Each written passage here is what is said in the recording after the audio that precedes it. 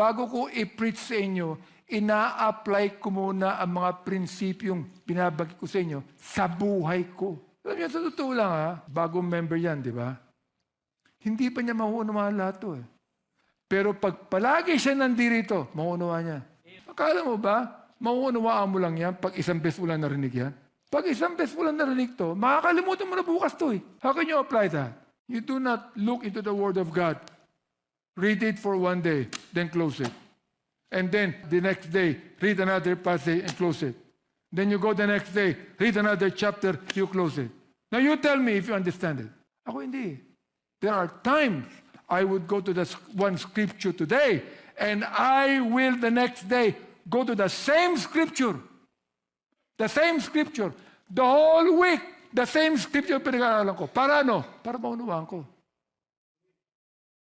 Sapagkat hindi mo lang mauunawaan ng isang basahan yan.